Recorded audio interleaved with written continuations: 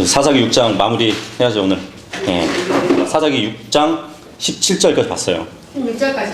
예, 16절까지 봤어요. 예. 그 주의 천사가 나타나가지고 이제 기도원 앞에서. 예. 그러니까 6장에 언급된 이 기도원의 이름이 베어 넘기는 자 아니면 벌목하는 자, 예, 그 뜻이거든요. 근데 나중에 보면 이제 별명이 하나 생겨요. 무슨 별명이냐면 여룻바알이라는, 예, 별명이 생기는데 그 뜻이 뭐냐면 바알과 싸우는 자가 됩니다. 예. 뭐 개인적으로 독특한 개성은 없어요. 이 기도원은. 근데 하나님에 의해서 세움을 받는, 예, 전형적인 판관의 모습을, 예, 보여주는 인물이라고 보시면 되고요. 오히려 이제 미디안의 그 눈을 피해가지고 몰래 곡식을 타작하던 소심한 자였잖아요.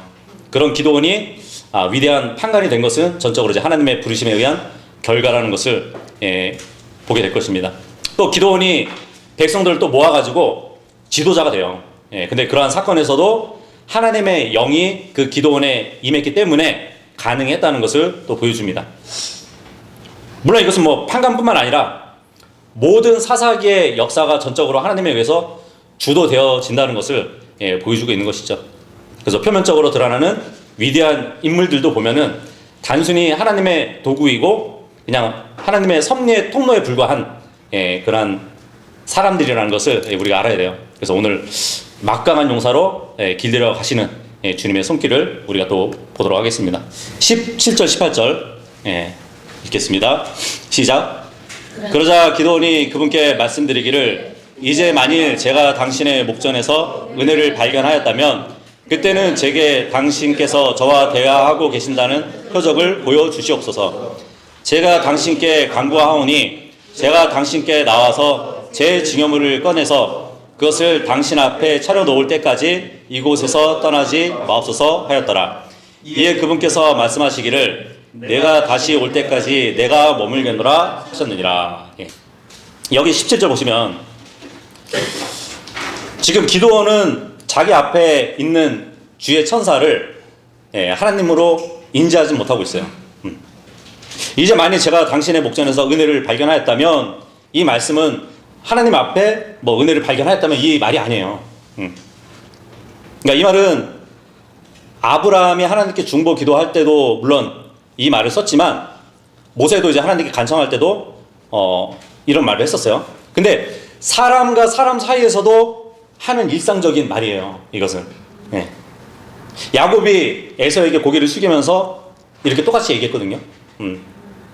그리고 룻이 보아스 앞에서도 감사하다는, 예, 그런 표현에서, 예, 똑같은 말을 했었어요. 그러니까 히브리 간습상 내가 당신의 눈에 들기를 바란다는, 예, 그 의미라고 보시면 됩니다. 그러면서 이제 제게 당신께서 저와 대화하고 계신다는 표적을 보여주시옵소서, 이 말을 보니까 또 아닌 것 같죠? 그죠? 마치 당신이 하나님이면 표적을 보여주세요, 이런 말 같잖아요. 근데 그런 뉘앙스가 아니에요 지금. 왜냐하면 기드온은 하나님을 대면하면 죽을 것을 알았기 때문에 이 주의 천사가 하나님인지를 알기보다는 지금 기드온 앞에 있는 이 사람이 진짜 하나님의 말씀을 전달해 주는 사람인지 알고자 했던 것이에요. 예. 14절에 보면은 하나님께서 이제 기드온에 대해서 미디안족들의 손에서 이스라엘을 구원할 자라고 말씀해 주셨잖아요. 그죠? 기드온 자신이라는 말을 들었을 때 정말 그 말씀이 하나님께로부터 온 메시지인지 당신이 지금 내게 말하고 있는데 그게 진짜라면 증명해 보여달라고, 예, 그 말을 하는 것이에요. 예. 그러면서 표적을 보여달라고 합니다. 표적을 보여달라고. 고린도전서 1장 22절에 보면은 유대인은 표적을 구하는 민족이래요. 그죠? 예. 왜냐면은 이스라엘 민족이 표적으로 시작됐기 때문에.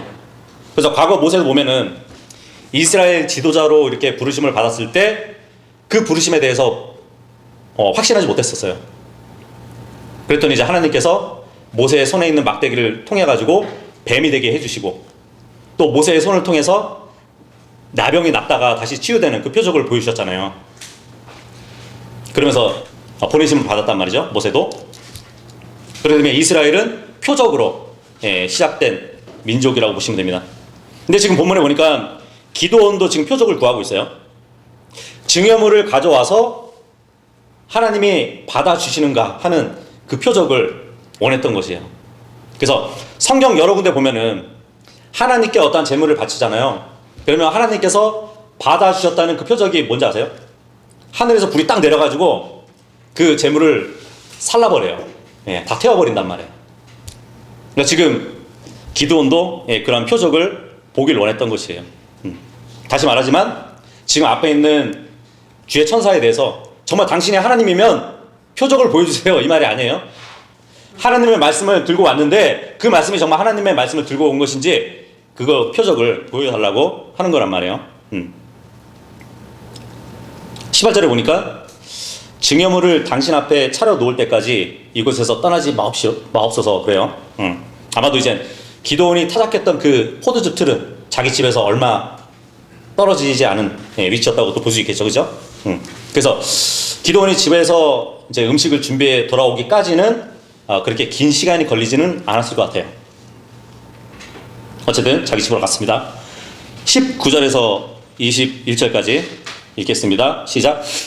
그러자 기드온이 들어가서 새끼 염소 한 마리와 곡물 가루 1에파에서 만든 누룩이 들어있지 않고 둥글 납작한 빵들을 준비하였더라. 그가 바구니 안에 고기를 담았고 그가 냄비 안에 국물을 담았으며 그것을 상수리 나무 아래에 있는 그분께 내와 그것을 차려 드렸더라. 이에 하나님의 천사가 그에게 말하기를 고기와 누룩이 들어있지 않고 둥글 납작한 빵들을 가져다가 그것들을 이 반석 위에 놓고 국물을 쏟아 부으라 하였으니 그가 그렇게 하였더라.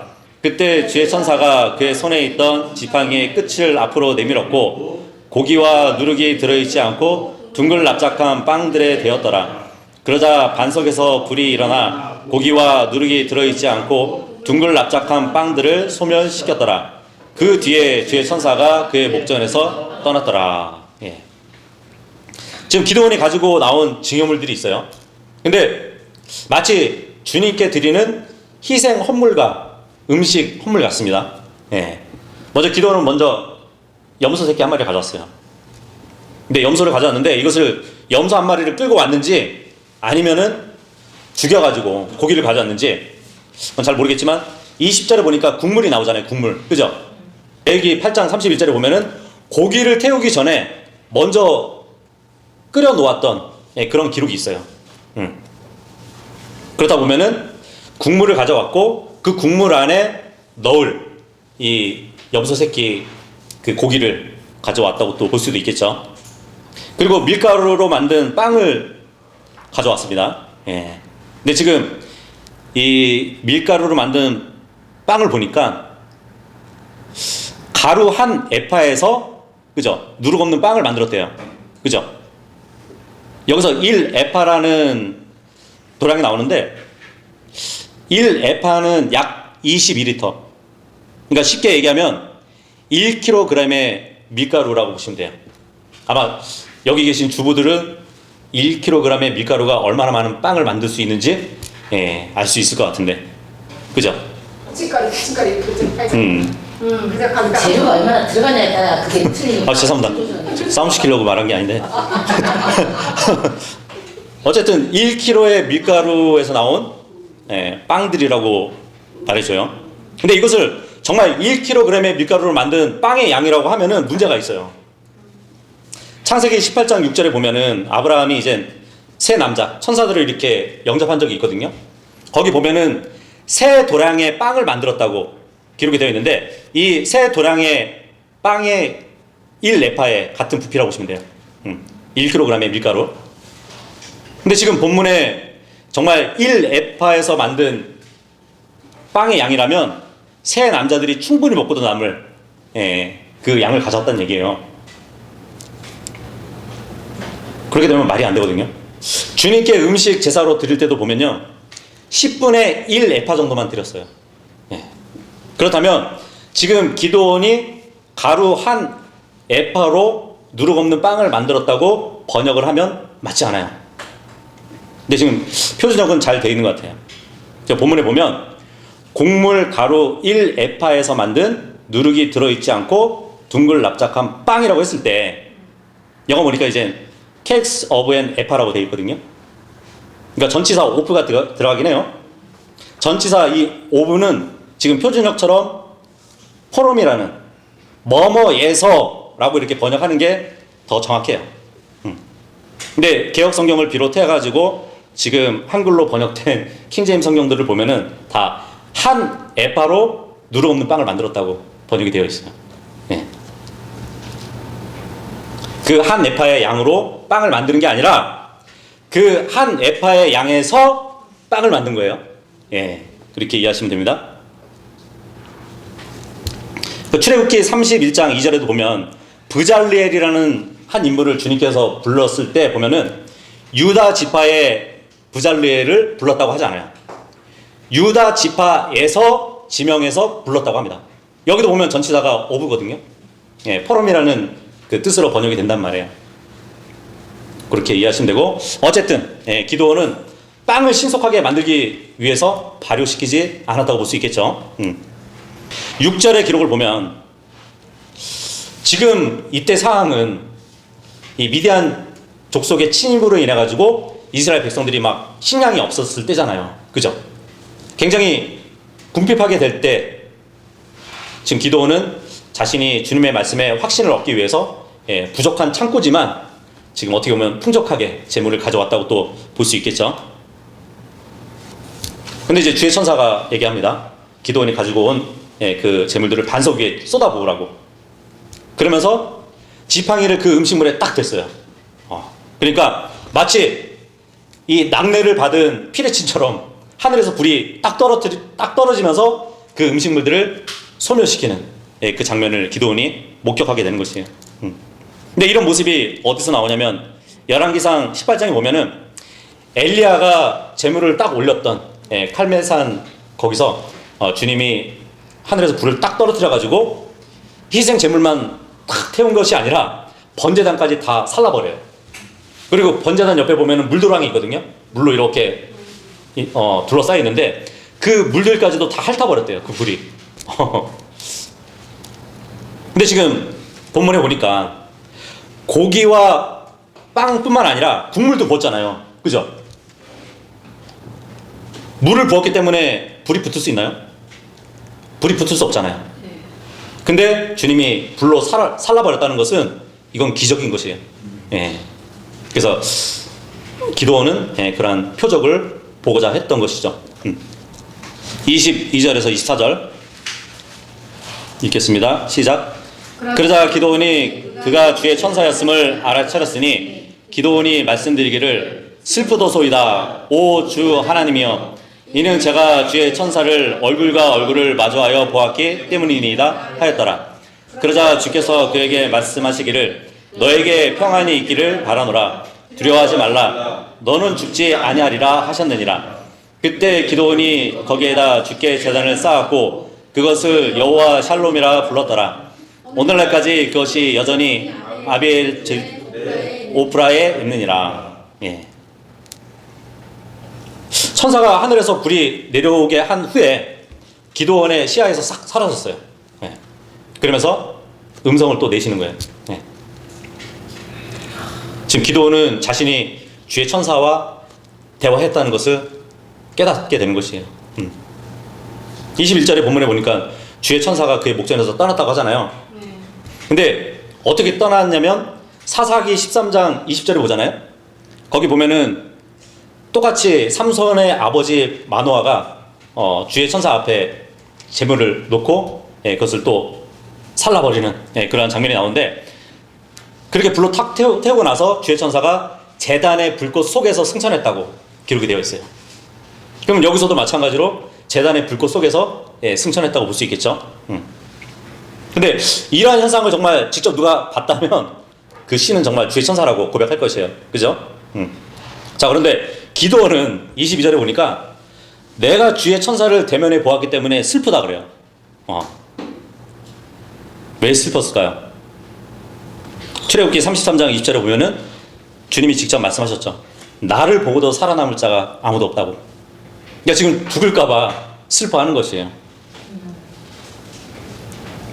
아마 이제 이 기도원이 자기 머리를 딱 잡고 그랬을 거예요. 왠지 알아요?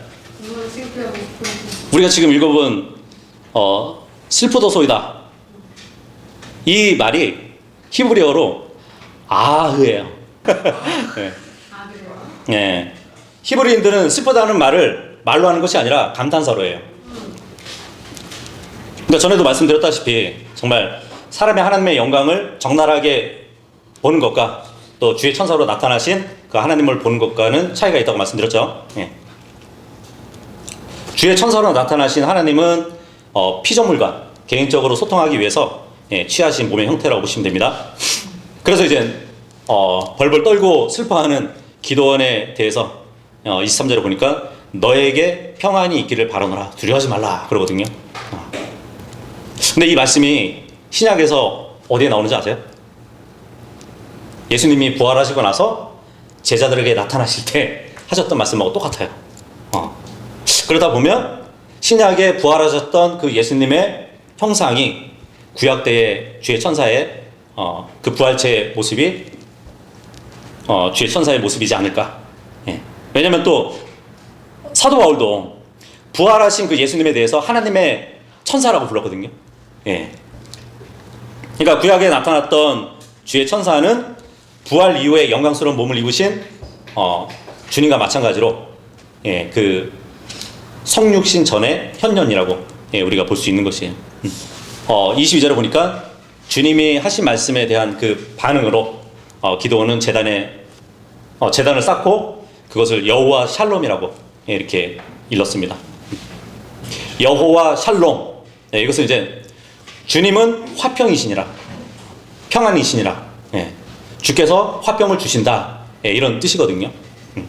12절에 너 막강한 용사여 하시면서 또 위로하시고 14절에 보니까 너의 이 막강함으로 가라 그렇게 말씀하시고 16절에 보니까 반드시 내가 너와 함께 있겠노라 하는 그 확신을 주신 그분이 바로 주의 천사라는 사실을 이제 깨닫게 된 것이에요.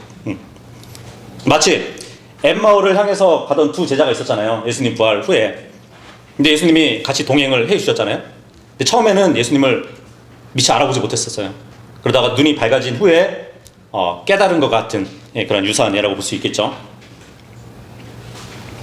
25절에서 27절 읽겠습니다. 시작. 이윽고 그날 밤에 이러한 일이 있었으니 주께서 그에게 이같이 말씀하셨느니라.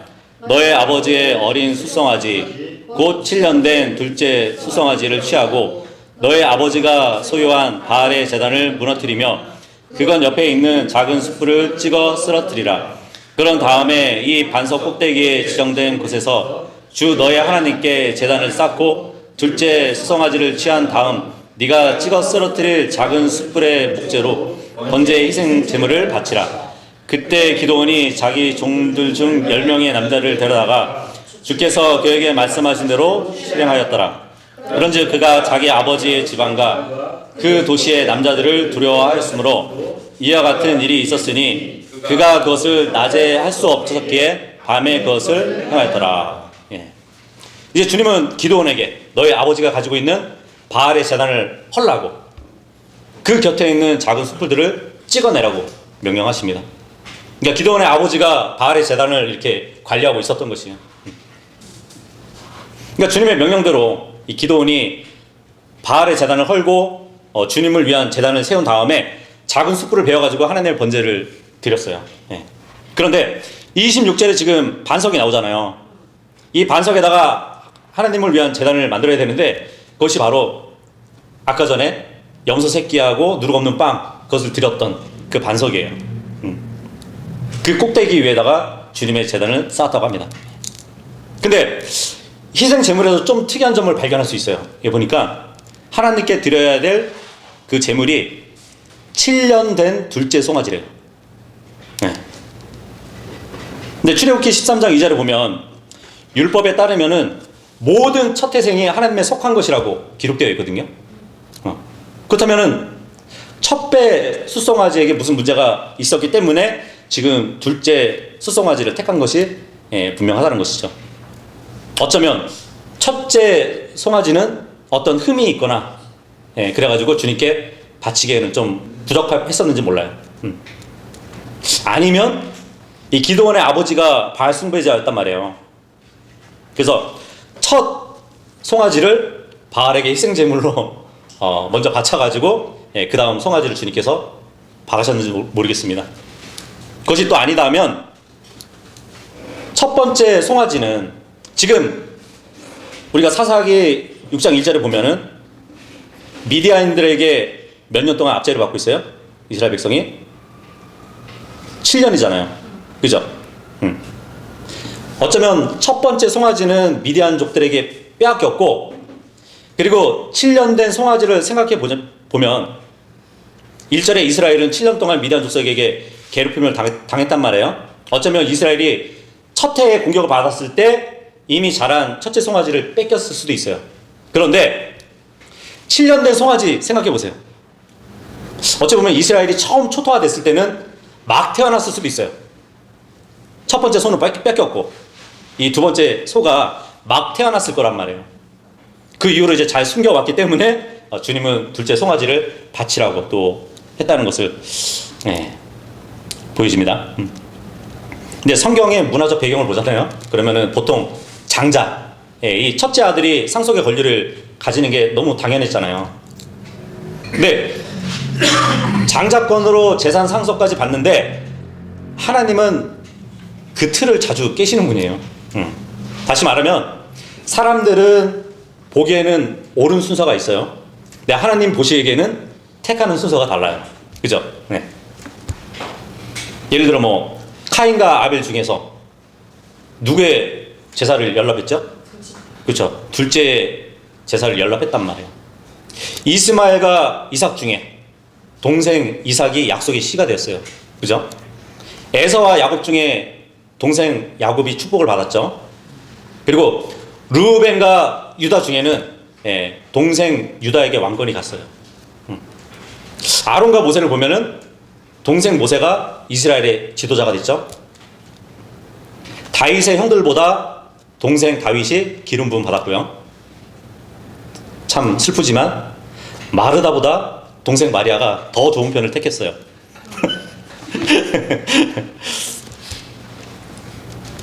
첫사람 아담은 저주를 가져왔잖아요. 근데 둘째 사람 예수님은 생명을 가져왔어요. 그죠? 오늘 본문 보니까 첫째 소가 아니고 두 번째 소래요. 어쨌든 이제 막강한 용사가 27절에 하는 행동을 한번 잘 보세요. 기드온이 밝은 대낮에 바알의 제단을 무너뜨리지는 않았어요. 그죠? 왜냐하면 이는 그가 자기 아버지의 지방과 그 도시의 남자들을 두려워했기 때문이래요. 근데 하나님은 기드온에 대해서 막강한 용사라고 했거든요. 결코 막강해 보이지 않죠? 네. 그래서 하나님이 사람들을 보는 관점은 이렇게 역설적인 것이에요. 하나님께서 사람을 보시는 관점이 정말 놀라울 수밖에 없는 것이에요. 이렇게 27절을 기록하게 하신 이유는 어떻게 보면 성경의 영웅들도 우리와 같은 성정의 인간이라는 것을 지금 보여주고 계시는 거거든요. 그래서 이 성경이 얼마나 정직한 책인지 위인전과는 전혀 달라요. 위인전은 사람을 정말 우상화시킬 수 있는데 성경은 아무리 믿음의 영웅이라고 칭찬해도 그 사람의 그 사람의 죄, 잘못을 지적해주고 있어요. 그러니까 우리 인간을 얼마나 잘 이해하고 계신지 우리가 볼 수 있다는 얘기예요. 뭐 누군가가 성경의 인물들 중에서 칭찬하고 본을 찾으라고 할 때는 주님은 즉시 우상화하려는 것을 감지하시고 그 사람의 실수나 잘못을 보여주시면서 그 인물이 우리들과 똑같은 인간이라는 사실을 알려주신다는 얘기예요. 우리는 엘리야 하면은 대단한 예언자라고 생각하잖아요. 야고보서 5장 17절을 보면은 엘리야가 기도로 3년 6개월 동안 비를 내리지 않게 했다고 우리는 알고 있단 말이에요. 그런데 그 예언자도 우리와 같은 성정들에 속한 사람이라고 말씀해주고 있어요. 믿음의 조상 아브라함 75세에 하나님의 부르심을 받았죠. 그죠? 100세가 되어서야 아들 이삭을 얻었는데 이 과정에서 하나님의 약속이 이루어질 것을 의심하기도 했었고 불안해하는 모습을 보였어요. 막 사람을 두려워해가지고 아비멜렉에게 자기 아내를 데려가도록 여동생이에요 하면서 보내기로 했었고요. 사라가 90세가 넘도록 임신하지 못하니까 사라의 몸종 하가를 아내로 삼아가지고 아이를 낳기도 했었어요. 근데 이런 행동은 정말 하나님께서 주신 약속을 의심하고 자신의 방법으로 문제를 해결하려고 했던 것이잖아요. 근데 그를 하나님은 믿음의 조상이래요. 근데 이삭의 믿음도 그랬고 야곱의 믿음도 한결같지는 않았어요. 하나님이 사탄 앞에서 칭찬을 했던 욥도 결국 자신의 의 때문에 잘못을 행했다는 것을 우리가 알죠. 다윗도 율법에서 용서받지 못할 살인죄를 저질렀고 간음죄를 저질렀잖아요. 근데 하나님은 그 다윗을 가리켜서 나와 마음이 맞는 자라고 하셨어요. 뭐 그 외에도 뭐 어떤 성령 인물도 다 걸려 넘어져요. 그래서 27절이 우리에게 주는 교훈은 두 가지로 볼 수 있거든요. 첫째는 이제 베드로전서 1장 24절에 보면 우리의 육체는 풀과 같고 모든 영광은 풀의 꽃과 같아서 무가치하다는 것이에요. 그죠? 시편 39편 5절에도 보면 우리가 가장 좋은 상태에 있다 할지라도 다 헛될 뿐이라고 말씀해 주잖아요. 그리고 두 번째는 우리는 이런 사실 때문에 위축돼서는 안 된다는 것이에요. 우리 안에는 선한 것이 없고 자신의 힘으로는 선한 일을 할 수도 없는 자들이지만 그럼에도 하나님께서 여전히 우리를 사용하신다는 거예요. 그러니까 자기 안에 있는 잠재력을 모르지만 하나님께서는 다 알고 계시거든요. 하나님은 고양이 앞에서 겁을 잔뜩 먹은 쥐와 같은 기도원을 보시자마자 그 사람 안에 있는 막강한 용사를 간파해 내신 거예요. 뭐 그와 반대로 이제 뭐 하나님께서는 어떤 사람이 어떤 일을 하지 않으려고 하는 것도 아실 거예요. 사무엘상 16장 6절 7절 말씀 보잖아요. 그러면은 이제 주님이 사무엘에게 이새의 아들들에게 가서 기름 부음 받을 자를 고르라고 하거든요. 근데 사무엘이 이제 이새 아들들을 보잖아요.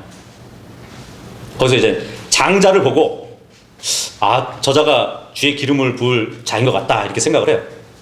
근데 하나님께서 사무엘에게 즉시 말씀해 주고 계시거든요. 그의 용모나 그의 신장의 높이를 보지 말라고. 이는 내가 그를 거부한 까닭이라 그래요.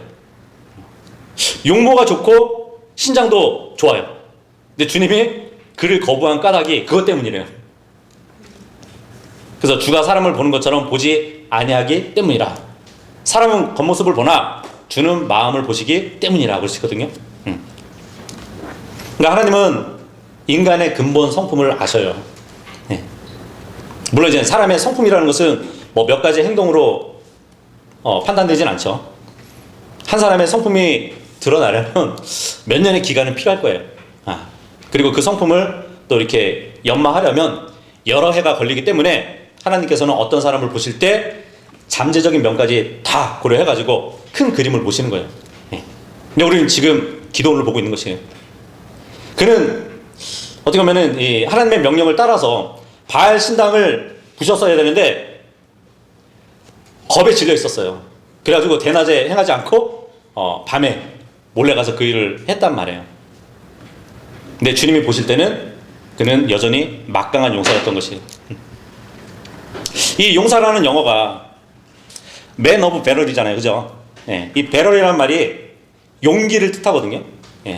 근데 용기라는 것은 뭐 두려움이 없는 상태를 말하지 않아요. 두렵지만 기운을 내보이는 것, 이것을 말하는 것이에요. 용기는. 그래서 기도원은 이제 하나님께서 자기를 씻어서 이스라엘을 구원하신다는 것을 일단 확신하고 나중에 보면 맹수처럼 전장으로 나가는 모습을 또 볼 수 있어요. 나중에 보면 이제 기도원이 지쳐가지고 서 있기 힘들 정도까지 미디안 왕들을 추격했다고 말씀해주고 있거든요. 그리고 그 추격을 끝내고 죽일 자들을 다 죽인 다음에 돌아와가지고 전투에 나서지 않은 사람들을 또 처벌하는 것이었어요. 지금 보면은 전혀 그런 모습이 드러나지 않잖아요. 근데 나중에 보면은 갑자기 거친 사나이가 돼요. 근데 아직까지는 우리가 읽은 본문에서는 그런 면모를 찾을 수 없단 말이에요. 하지만 주님은 이후의 일까지 다 보시는 분이기 때문에 28절에서 32절까지 읽겠습니다. 시작. 그러고 나서 그 도시의 남자들이 아침에 일찍 일어났는데 보라, 바알의 제단이 쓰러져 있었고 그 옆에 있던 작은 숯불은 찍혀 쓰러져 있었으며 둘째 송아지는 쌓아진 제단 위에 받쳐져 있었더라. 그런즉 그들이 서로 말하기를 누가 이런 짓을 행하였느냐 하였으니 그들이 조사하고 물은 후에 그들이 말하기를 요아시아의 아들 기드온이 이런 짓을 행하였도다 하였더라. 그때 도시의 남자들이 요아시에게 말하기를 너의 아들을 끌어내어 그로 하여금 죽게 하라. 이는 그가 바알의 제단을 쓰러뜨렸기 때문이요 그가 그 옆에 있던 작은 숯불을 찍어 쓰러뜨렸기 때문이라 하였더라. 그러자 요시아가 그를 대적하여 서 있던 모든 이에게 말하기를 너희가 바알을 위하여 변호하려 하느냐? 너희가 그를 구원하겠느냐? 그를 위하여 변호하려는 자 그는 아직 아침일 때 사형에 처할지어다. 만일 그가 신이라면 그가 스스로 변호하게 하라. 이는 누군가 그의 제단을 쓰러뜨렸기 때문이라 하였더라. 그러므로 그날에 그가 그를 여룻바알이라 불렀으니 바알이 그를 대적하여 변호하게 하라고 말한 것이라. 이는 그가 바알의 제단을 무너뜨렸기 때문이라. 다음날 보니까 이제 바알 제단과 주변에 심겨져 있던 이 작은 숯불들이 다 베어진 것을 보고 난리가 났어요. 근데 요아시의 아들 기드온이 그 일을 했다는 것이 또 알려졌습니다. 뭐 어떻게 알려졌을까요? 모르겠어요. 이 기드온의 은밀한 일을 누가 누설했을 가능성이 있는데 27절에 보면 기드온이 10명의 종들을 데리고 가서 그 우상제단을 헐었잖아요. 근데 그 일은 정말 목숨을 거는 일이었거든요. 그래서 자기 주인 기드온보다 그 도성의 사람들을 더 두려워했기 때문에 어느 종이 발설했을 수도 있어요. 그것이 아니라면 하나님을 진정으로 경배하고 섬기던 기드온이 사람들에게 잘 알려져 있었기 때문에 그 혐의가 자연스럽게 쏠렸을 가능성도 있습니다. 그런데 지금 그 바알 숭배자들은 또 한 번 놀랐어요. 분명히 지금까지 이 기드온의 아버지도 바알을 숭배했던 자였는데 이제 보니까 그 사람의 속 중심은 아니라는 것을 보게 된 것이에요. 그죠? 지금 아들을 변호하고 있잖아요. 근데 지금 놀라운 게 또 뭐냐면 예전에 야곱이 우상들을 이렇게 걷어가지고 상수리 나무 밑에 묻었던 적이 있거든요. 근데 그 상수리 나무 장소에서 우상을 버린 기드온의 아버지 요아시를 지금 보게 되는 것이에요. 이 요아시는 어떤 이유인지 몰라도 이제까지 바알 숭배에 동참해 왔었지만 이제 더 이상 그 어리석은 광신도들에게 농락당하지 않을 것을 말해주고 있는 것 같아요. 그래서 이렇게 얘기합니다. 바알이 정말 하나님이라면 그가 이 일을 대처하고 해결해야 할 문제지 왜 당신들이 나서고 그러냐고. 그죠? 그리고 31절에 보니까 그 바알을 위하여 변호하는 자는 그는 아직 아침일 때 사형에 처해질지어다 그러거든요. 죽일 거다 하면은 바알 숭배자이기 때문에 죽인다고 할 수 있겠지만 사형에 처해진다는 것은 어떤 법을 어겼기 때문에 그렇게 한다는 얘기거든요. 다시 말하면 지금 요아시가 말하는 이 의도가 뭐냐면 바알이 스스로 신이면은 스스로 변호를 해야 되는데 바알의 위에 서 가지고 그를 변호한다는 것은 신성 모독이에요. 사형에 처해질 그 일이란 말이에요. 그래서 지금 조롱하고 있는 것이에요. 신이 사람 앞에 서야지 사람이 신 앞에 서면 어떻게 되겠냐고 조롱을 하고 있는 것이에요. 근데 이 말을 보면 또 마치 엘리야가 바알 예언자들에게 비꼬던 말과 같거든요. 재물을 놓고 그러니까 바알이 그 재물을 연락하는지 엘리야가 올려둔 이 재물이 하나님이 연락하는지 그걸 시합을 했었잖아요. 그죠? 그때 이제 바알 예언자들이 올려놓은 그 재물이 연락이 되지 않아요. 하늘에서 불이 내려와가지고 살라버려야 되는데 그러지 않으니까 바알 예언자들은 바알이여 우리의 말을 들어주소서 하면서 막 자기 살을 막 찢고 그랬었잖아요. 근데 아무리 소리쳐도 제단에 올려져 있던 희생물이 그대로 있는 것을 보고 엘리야가 막 조롱해요. 아마도 이 바울이 누구랑 대화 중인 것 같은데 더 크게 부르짖어야지 그래야 들리지 않겠냐? 아니면 바알이 어디 여행을 갔나 보구만. 아니면 자고 있을지 모르니까 깨워보라고. 그래야 희생물을 받아먹지. 막 조롱을 해. 근데 지금 마찬가지 요아시도 무너진 제단이 바알 거라면 자기가 변호해야지. 그가 정말 신이라면 누가 그런 일을 했는지 알 거 아니냐고. 그죠? 그러면서 유머 있게 기드온에게 여룻바알이라는 별명을 또 붙여줘요. 그 뜻이 뭐냐면 바알이 그를 대적하여 변호하게 하라 이 말이거든요. 그렇다면 이제 이 별명이 붙고 나서 이후에 그 사람들은 기드온을 볼 때마다 여룻바알이라는 그 별명을 불렀을 거 아니에요. 그러면서 바알이 얼마나 무력한지 떠올렸을 거란 말이죠. 기드온은 여전히 살아 돌아다니고 있는데 바알은 기드온에게 어떤 보복도 하지 못하고 있는 그런 상황이잖아요. 33절에서 35절 시작. 그때 모든 미디안족들과 아말렉족들과 동방의 후손들이 함께 모여 건너가서 이스라엘 골짜기 가운데 진을 쳤더라.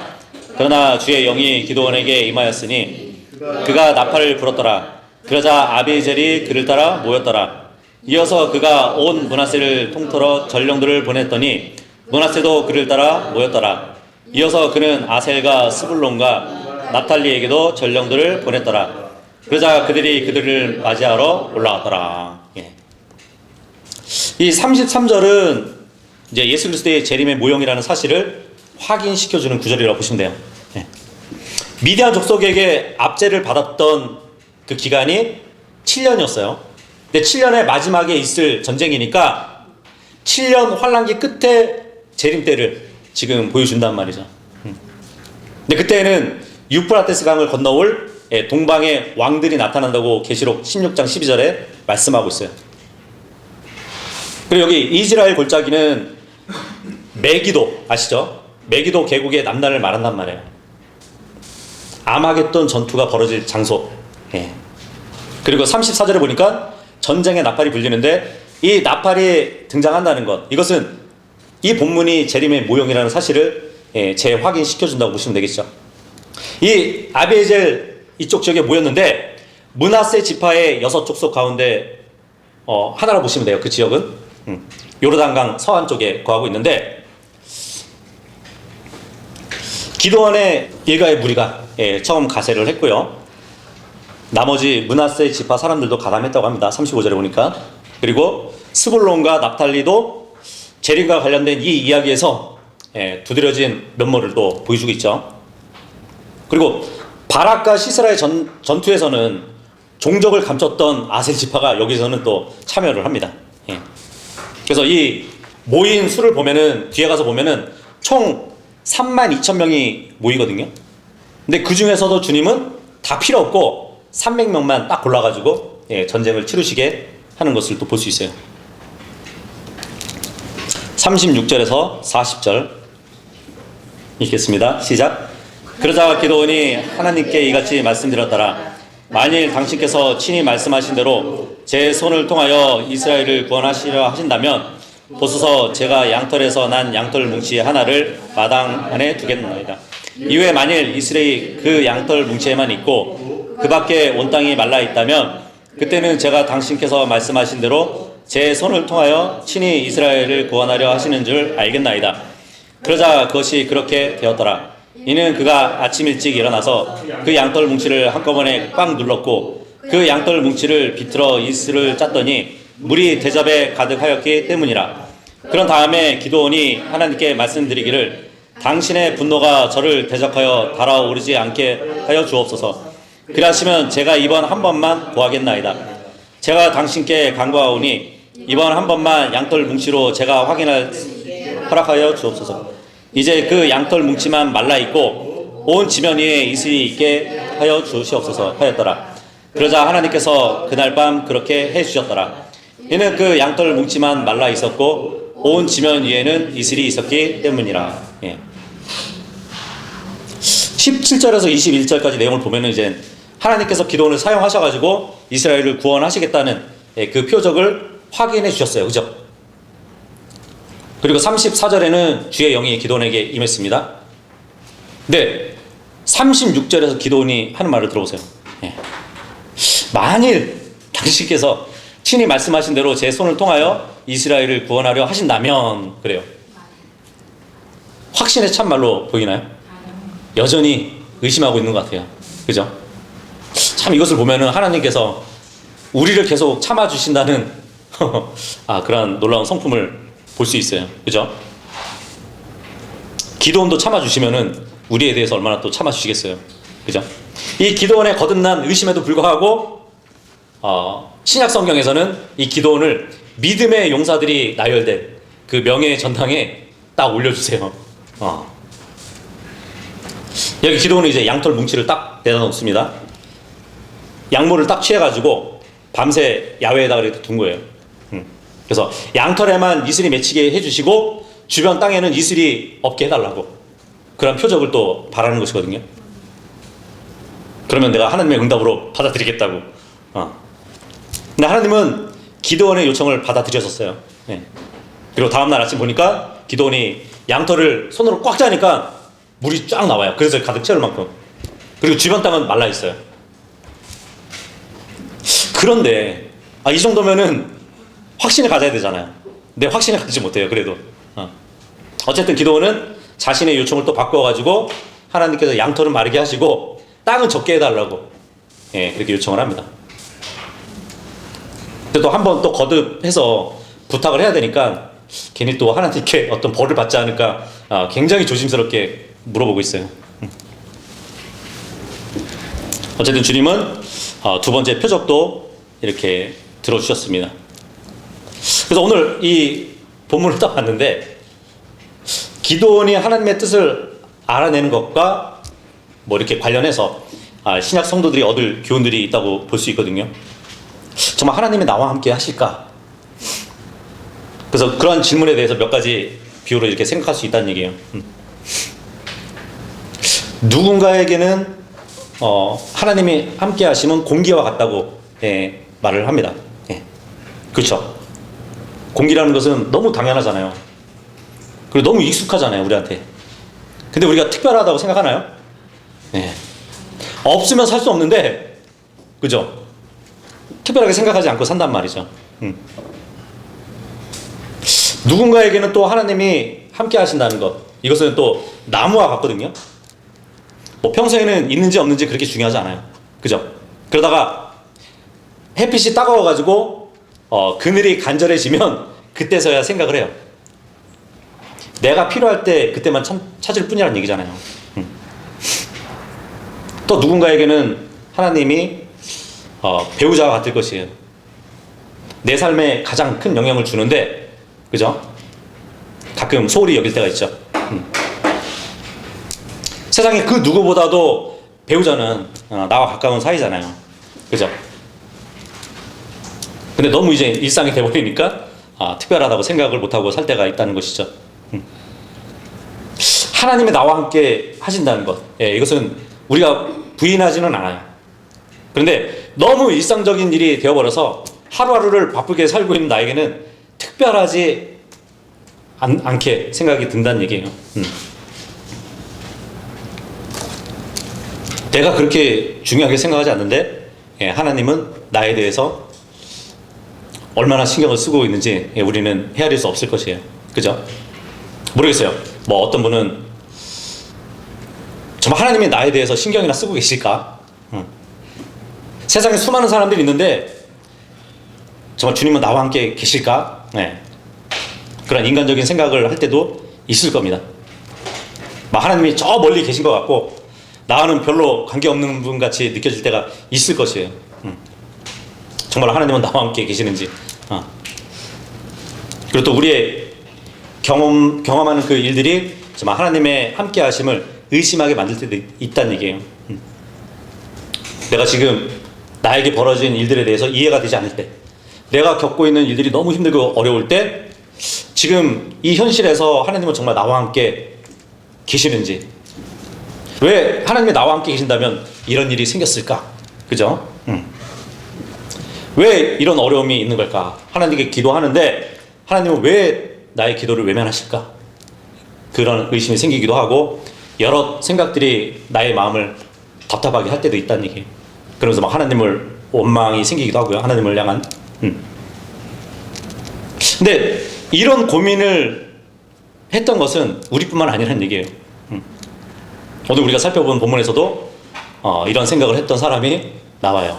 그 사람이 바로 기드온인 것이에요. 그러니까 우리가 보았듯이 이 기드온은 처음부터 막강한 용사라고 불릴 만한 인물은 아니었어요. 그죠? 그는 소심했고 겁이 많았어요. 계속 의심했어요. 네.